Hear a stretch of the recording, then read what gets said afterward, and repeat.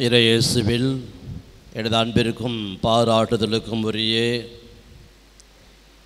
திருவண்ணாமலை தூய உலக அன்னை பங்கினுடைய பங்கு தந்தையாகவும் இந்த மறைக்கூட்டத்தின் முதன்மை குருவாகவும் அண்மையிலே புதிதாக பொறுப்பேற்று வந்த இந்த முதல் மாதத்திலே அன்னையின் திருவிழாவை மிகவும் சீரும் சிறப்புமாக திட்டமிட்டு அனைவரோடும் இணைந்து இன்றைக்கு இந்த கொடியை ஏற்றி துவங்கி இன்னும் வருகின்ற நவ நாட்களிலே அனைத்தையும் மைய கருத்துகளோடு இணைந்து திருவிழாவை கொண்டாடவிருக்கின்ற அன்பிற்கும் பாசத்திற்கும் உரிய பேரர் திரு எஸ் லூர்துசாமி அடிகள் அவர்களே, மூத்த குருவாகிய பேரர் திரு ஜேம்ஸ் வின்சென்ட் அவர்களே, மற்றும் அருகிலிருந்து வந்திருக்கின்ற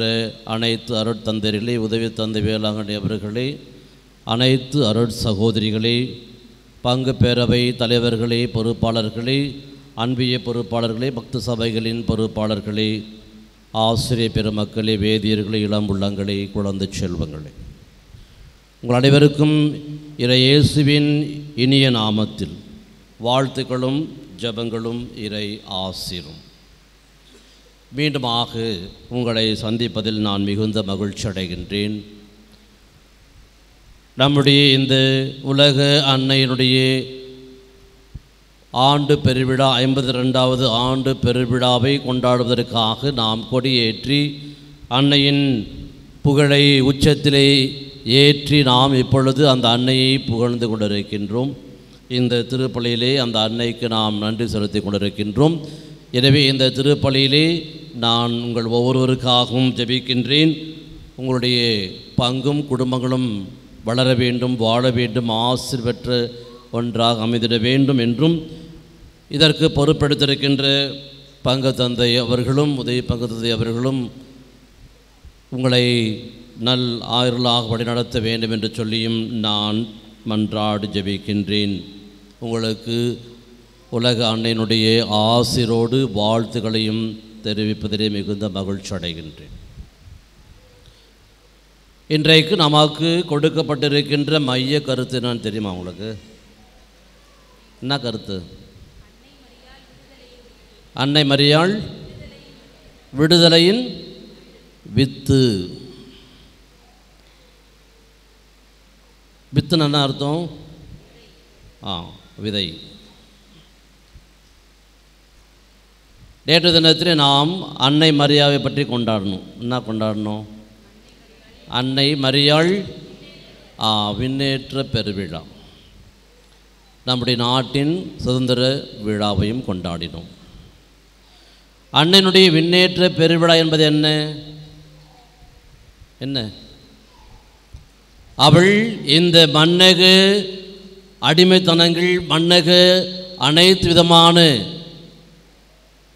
தீமைகளிலிருந்து அவள் விடுதலை பெற்று ஆன்ம உடலாக விண்ணகத்திற்கு எடுத்துக்கொள்ளப்பட்ட அந்த நிகழ்வைத்தான் நாம் விண்ணேற்பு விழாவாக கொண்டாடினோம். எனவே அதோடு கூடிய கருத்து ஒற்றுமைதான் இன்றைக்கு நாம் சிந்திக்கின்ற அன்னை மரியாள் விடுதலையின் வித்து. அவள் விடுதலை பெற்று ஆண் உடலோடு விண்ணகம் எடுத்துக்கொள்ளப்பட்டாள். ஆனால் எப்படி அவள் விடுதலையின் வித்தாக வாழ்ந்தாள் என்பதை நாம் இன்றைக்கு விவிலியத்தின் அடிப்படையிலே சற்று புரிந்து கொள்வோம். விடுதலை விடுதலை என்பது என்ன? அது விடுதலை என்ன அர்த்தம்? விடுதலைனா லிபரேஷன். எதிலிருந்து லிபரேஷன்? ஃப்ரம் த பாண்டேஜ், அடிமைத்தனம். அப்படி தானே? அப்போது யார் ஒருவர் அடிமைத்தனத்திலே அவர்கள் அடிமைப்படுத்தப்பட்டிருக்கின்றார்களோ அவர்களை அதிலிருந்து விடுதலை செய்வது. To liberate from the bondage something R somebody. எனவே இந்த விடுதலை அல்லது சுதந்திரம் என்பதற்கும் சில மைன்யூட் டிஃப்ரென்ஸ் உண்டு. சுதந்திரம் என்பது ஒரு மனிதனிடமிருந்து பறிக்கப்பட்ட உரிமையை நாம் மீண்டும் பெற்றெடுப்பது சுதந்திரம். ஏற்கனவே இருந்த அந்த உரிமைகளை நாம் இழந்து விட்டோம், அதை பறித்து விட்டார்கள். அதிலிருந்து நம்மை விடுதலை செய்வது அது சுதந்திரம். ஆனால் அடிமைத்தனத்திலிருந்து விடுதலை செய்வது என்பது அது இன்னொரு கோணத்திலே நாம் பார்த்தோம் என்று சொன்னால், அது ஒருவரை எல்லா நிலைகளிலும் அடிமைத்தனத்திலே வைத்திருந்து ஒன்றுமில்லாமல் அவரை செய்வது. எனவே அவரை மீட்டெடுப்பது அதுதான் விடுதலை. எனவே இந்த விடுதலை பற்றி நாம் பார்க்கின்ற பொழுது எத்தகைய விடுதலைகள் ஒரு 5-6 இருக்குது. ஒன்று அரசியல் விடுதலை, த பொலிட்டிக்கல் லிபரேஷன், அரசியல் விடுதலை. அடுத்ததாக சமூக விடுதலை, த சோசியல் லிபரேஷன், சமூக விடுதலை. மூன்றாவதாக இன விடுதலை, the liberation of the what you call particular clan, இன விடுதலை. நான்காவதாக பார்க்கின்ற பொழுது ஆன்மீக விடுதலை, த ஸ்பிரிச்சுவல் லிபரேஷன் அல்லது சமய விடுதலை, ரிலிஜியஸ் லிபரேஷன். எனவே இத்தனை கோணங்களிலே நாம் விடுதலையை பற்றி சிந்திக்க முடியும். இவைகளை சிந்தித்தால்தான் அன்னை மரியாள் எப்படி விடுதலையின் வித்தாக வாழ்ந்தாள் என்பதை நாம் சற்று ஆழமாக புரிந்து கொள்ள முடியும். அரசியல் விடுதலை என்று பார்க்கின்ற பொழுது நமக்கு தெரியும், நம்முடைய மனித வரலாற்றில் எத்தனை அரசுகள் இன்னொரு அரசை போர் தொடுத்து அந்த மக்களை அவருடைய செல்வங்களை சூறையாடி அடிமைப்படுத்தி நாடு கடத்தினார்கள். உதாரணமாக விவிலியத்திலே அந்த இஸ்ராயல் மக்களை பாபிலோனுக்கு அந்த பாபிலோனிய மன்னன் நேபுகாத்நேசர் அவர்களை நாடு கடத்தினான். அவருடைய உடைமைகளையும் உரிமைகளையும் பறித்து அவரை அடிமையாக்கி நாடு கடத்தினான். அவர்களை விடுதலை செய்து கொண்டு வருவேன் என்பதைத்தான் யாவே இறைவன் இறைவாக்கு அனுப்பி அவர்களை விடுதலை செய்து கொண்டு வருகின்றார். எனவே இது அரசியல் விடுதலை, த லிபரேஷன் ஆஃப் அல்லது பொலிட்டிக்கல் லிபரேஷன். இரண்டாவதாக பார்க்கின்ற பொழுது சமூக விடுதலை, சோசியல் லிபரேஷன். நம்முடைய சமூகத்திலே நம்மை அடிமைப்படுத்தி வைத்திருக்கின்ற பலவிதமான தீமைகள், caste, language and so other things, ஜாதி, இன, மத அல்லது கலாச்சார அடிமைத்தனங்கள், வரதட்சணை, இன்னும் எத்தனை விதமான அடிமைத்தனங்கள். இது அந்த சமூகத்தை அடிமைப்படுத்த வைத்திருக்கின்ற ஒன்று. எனவே இந்த சமூகத்திலிருந்து அவர்களை விடுதலை செய்து கொண்டு வருவது, அவர்களுக்கு சமூக அந்தஸ்தை கொடுப்பது, அவர்களுக்கு சமூக அந்த ஐடென்டிட்டி, த சோசியல் ஐடென்டிட்டி, அவைகளை நாம் பெற்றுக் கொடுப்பது. அப்படி பார்க்கின்ற பொழுது நம்முடைய தமிழ் சமூகம் அடிமைப்படுத்தப்பட்ட நிலையில் நமக்கு தெரியும். அந்த ஏரியன்ஸ், ஆரியர்கள், வந்தேரிகள் வந்து நம்மை திராவிட மக்கள் என்று அடிமைப்படுத்திய ஒன்று. இன்றைக்கும் அது நடந்து கொண்டு தான் இருக்கு.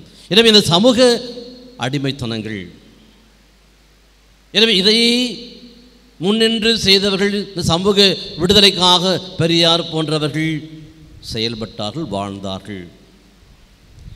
அடுத்ததாக பார்க்கின்ற பொழுது இன விடுதலை, a clan, a particular clan, tribals அல்லது தமிழீழ மக்கள்.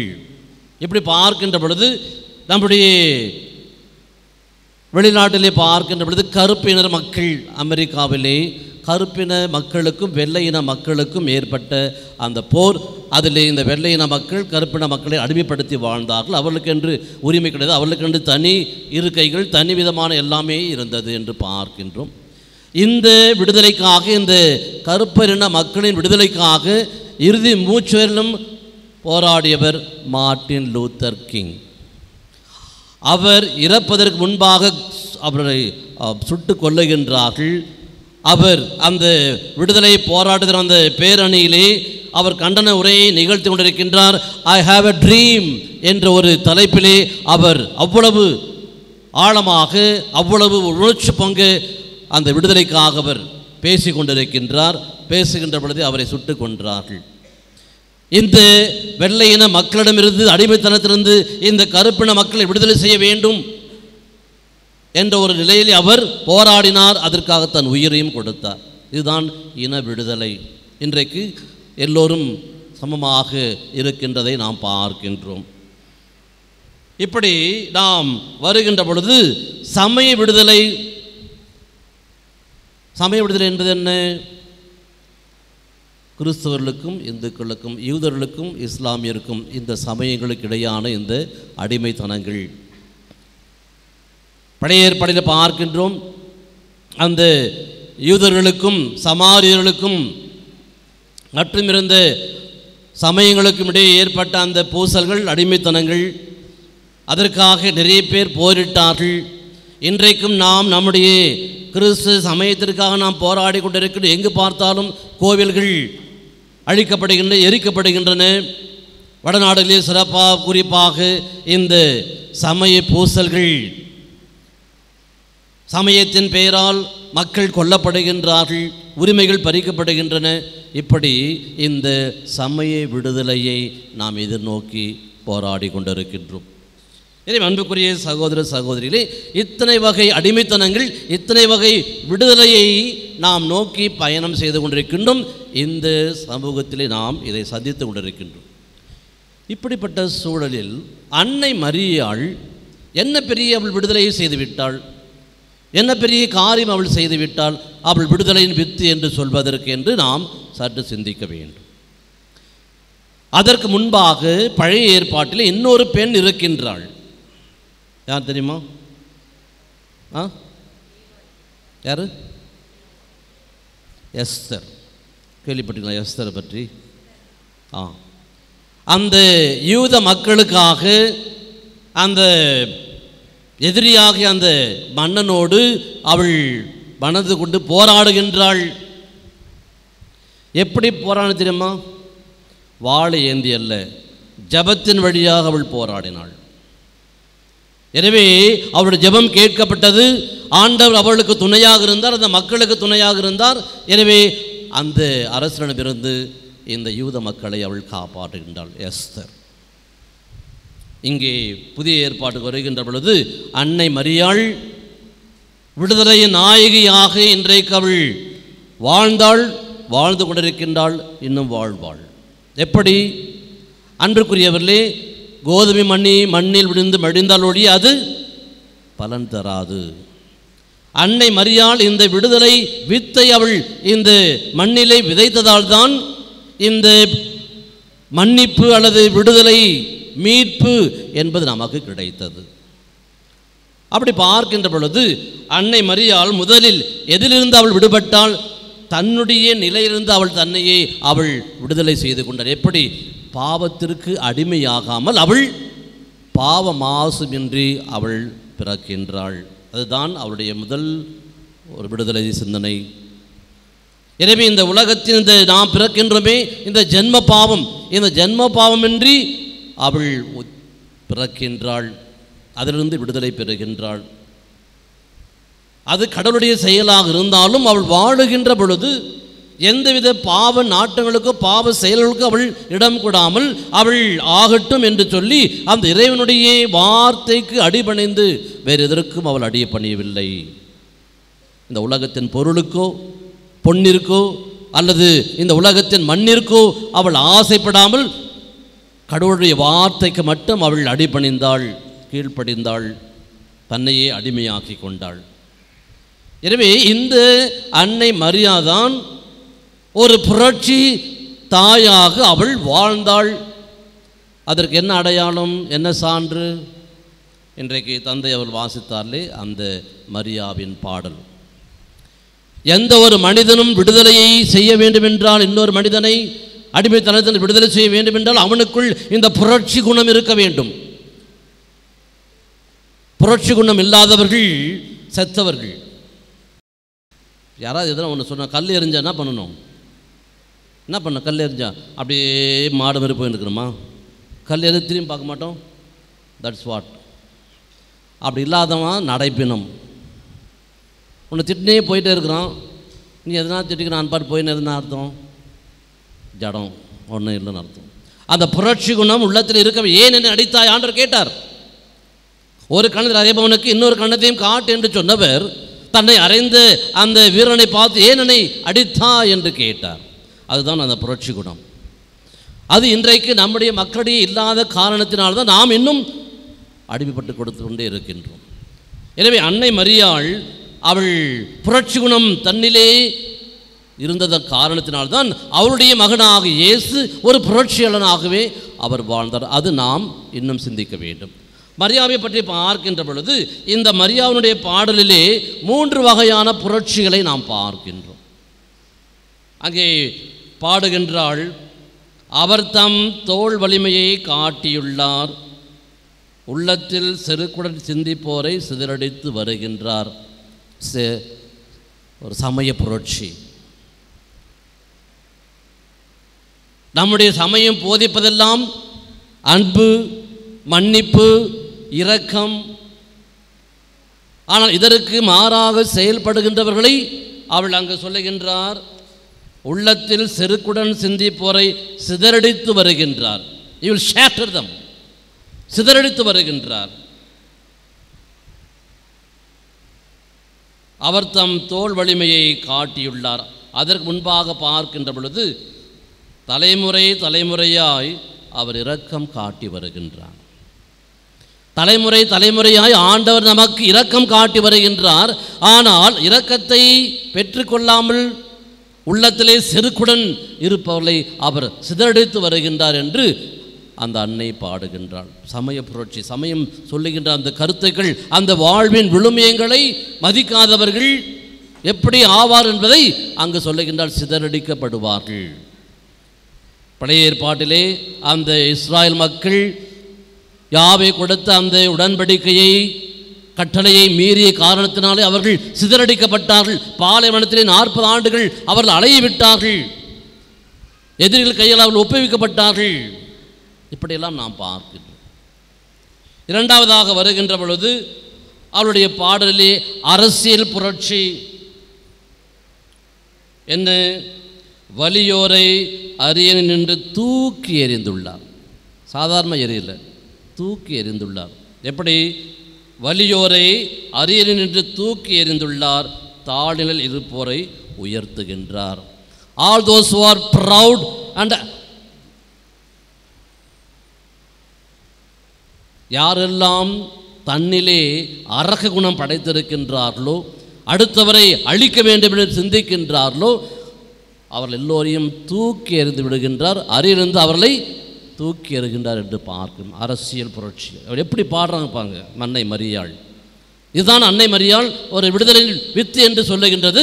அவள் அந்த குணங்களை பெற்றிருந்தாள். அதனால்தான் அவளால் பாட முடிந்தது.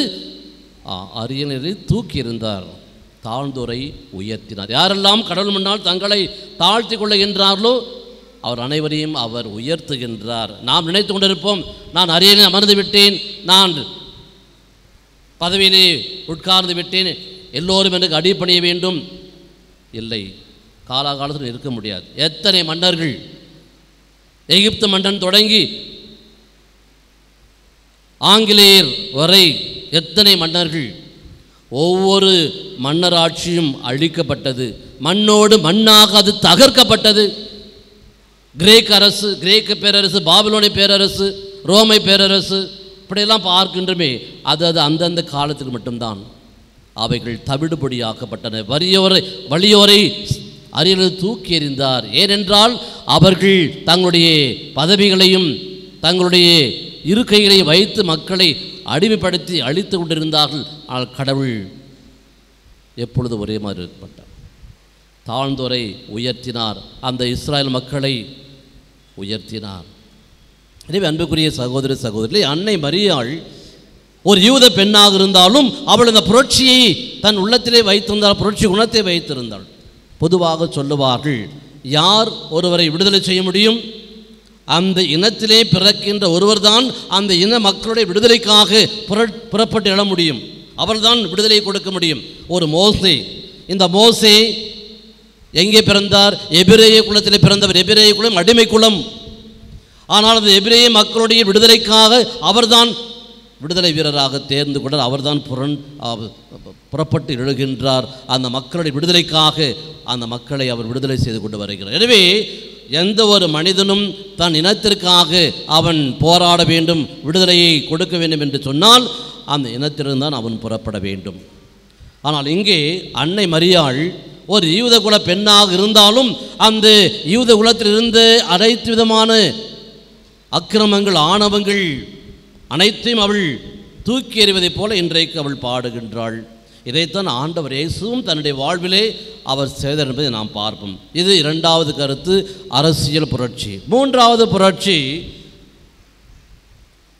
சமூக புரட்சி, பொருளாதார புரட்சி. அங்கே பாடுகிறார் பாருங்க, பசித்தோரை நலன்களால் நிரப்பியுள்ளார், செல்வரை வெறுங்கையராய் அனுப்பிவிடுகிறார். இது நடக்குமா? இன்றைக்கு செல்வர்கள் பெருகிக் கொண்டே தான் இருக்கின்றார்கள், நாம் பார்த்து கொண்டு தான் இருக்கின்றோம். ஆனால் வறியவர்கள் இன்னும் வறுமையிலே அவர்கள் தள்ளப்பட்டு கொண்டு இருக்கின்றார்கள். ஆனால் ஒரு காலம் வரும், எப்படி இந்த அரசுகள் ஒன்றோடு நின்றாமல் மண்ணோடு மண்ணாக அழிக்கப்பட்டது போல இன்றைக்கு எந்த அரசும் கிடையாது, எல்லாம் ஜனநாயகம். நமக்கு தெரியும், நம்முடைய இந்திய நாட்டிலே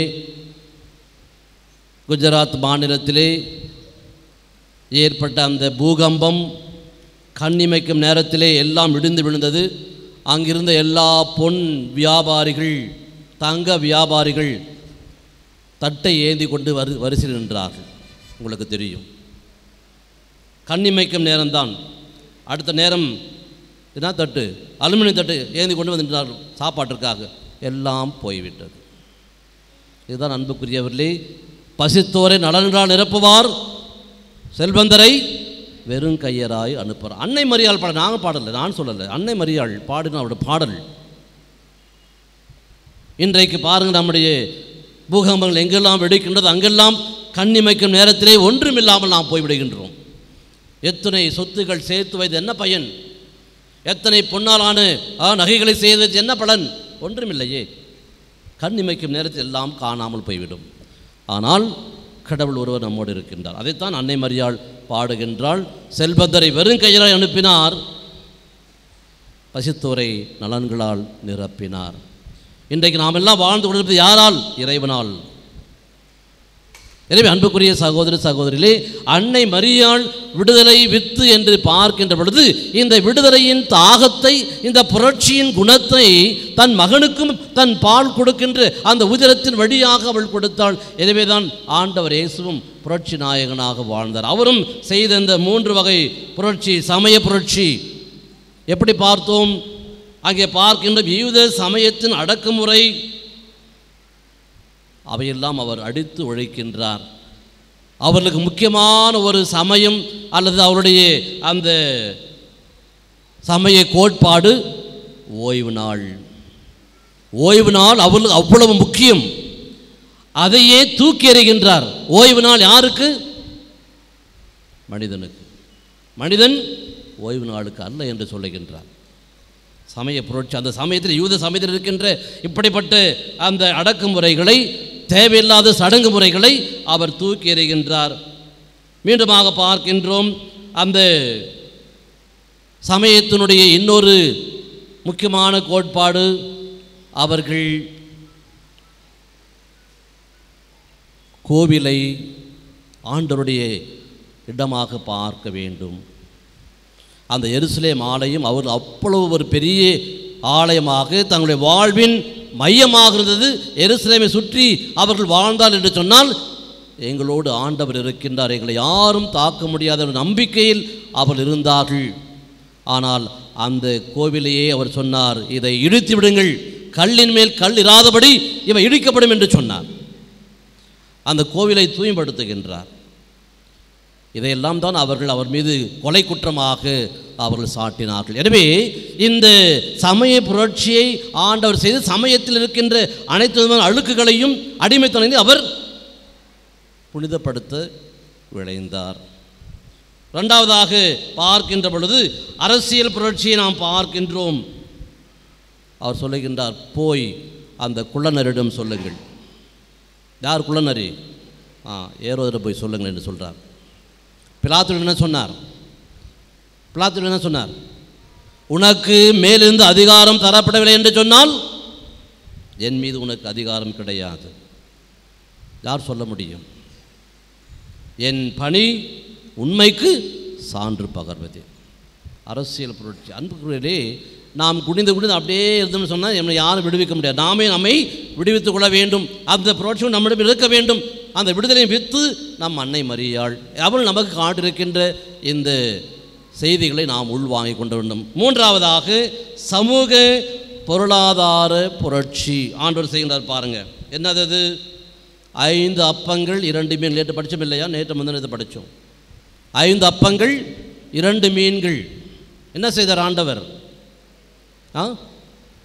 நீங்களே அவர்களுக்கு உணவு கொடுங்கள், பகிர்ந்து கொடுங்கள். உங்கள் உணவுகளை பகிருங்கள். 5000 பேர் என்ன 50,000 பேர் சாப்பிடலாம். ஆண்டவர் சொன்னார். பொருளாதார புரட்சி இன்றைக்கு அப்படி தானே இருக்குது. எல்லாம் பதுக்கி பதுக்கி பதுக்கி பதுக்கி வாழ்றதுனால எல்லோருக்கும் அது கிடைக்காமல் போய்விடுகின்றது. பகிர்ந்து வாழுகின்ற பொழுது இந்த நாடு எவ்வளவு முன்னேறும் என்பதை நாம் புரிந்து கொள்ள வேண்டும். அன்றைக்கு துவக்க கிறிஸ்தவர்கள் எல்லாவற்றையும் பொதுவிலே வைத்தார்கள். எல்லோரும் நிறைவாக இருந்தார்கள். என்றைக்கு தங்களுக்கென்று அந்த சீமோன் அவருடைய மனைவி அனனியா 2 பேர் தங்களுக்கென்று கொஞ்சம் சேர்த்து வைத்தார்களோ அவர்கள் அழிந்து போனார்கள். எனவே அன்புக்குரிய சகோதர சகோதரிகளே, ஆண்டவர் இயேசு கற்றுக் கொடுக்கிற பொருளாதார புரட்சி பகிர்ந்து கொள்ள வேண்டும்.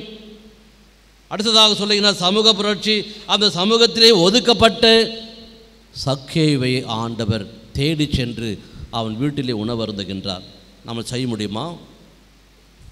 அதே போல அந்த பாவி என்று கருதப்பட்ட மகதல மரியா அவருடைய பாதங்களை தொட அனுமதித்தது மட்டுமல்லாமல் கழுவி கூந்தலால் துடைத்து அவர் பாதங்களை முத்தமிட அனுமதித்தார். இதுதான் சமூக புரட்சியை நாம் பார்க்க வேண்டியது. ஆண்டவர் இயேசு செய்தார்.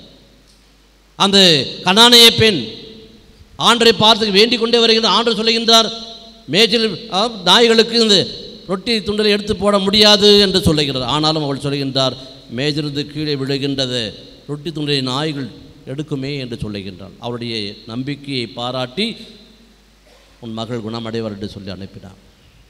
எனவே அன்புக்குரிய சகோதர சகோதரிகளே, நாம் நினைத்து பார்க்க வேண்டும்.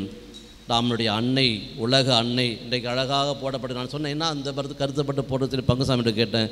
இதுதான் பொதுவான தலைப்பு இந்த திருவிழா முழுவதும் என்று சொன்னார். எனவே அன்னை மரியாள் எல்லோருக்கும் தாய், இந்த உலகம் அனைத்திற்கும் தாய்.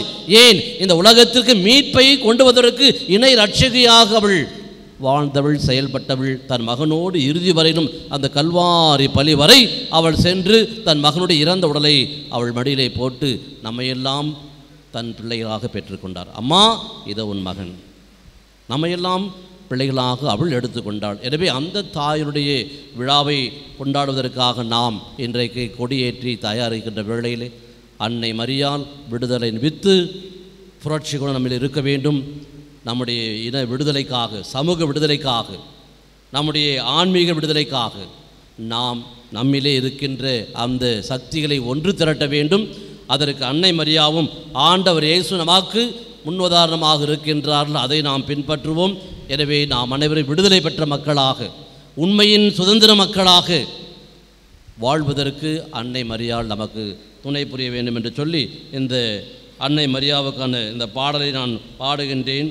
கருணை நிறைந்தவளே அம்மா, கனிவை கொடுப்பவளே. கருணை நிறைந்தவளே அம்மா, கனிவை கொடுப்பவளே. பரிந்து பேசுபவளே நீ கன்னி மாமரியே. கருணை நிறைந்தவளே அம்மா, கனிவை கொடுப்பவளே. பரிந்து பேசு பிறந்தவளே நீ கன்னி மாமரியே.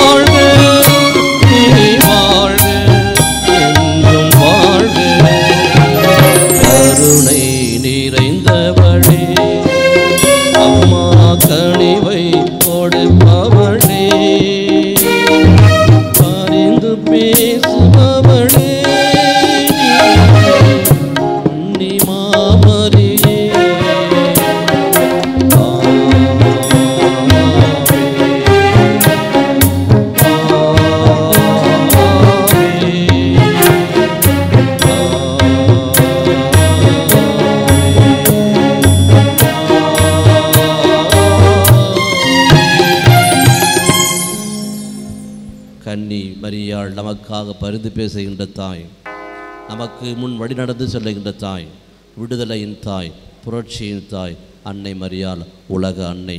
நம் அனைவரையும் இந்த விடுதலை நோக்கிய பயணத்திலே நம்மோடு வழிநடந்து நம்மை ஆசீர்வதித்து நம்மை வாழ்விப்பாளாக. ஆமேன். தந்தை மகன் தூய ஆவியாரின் பெயராலே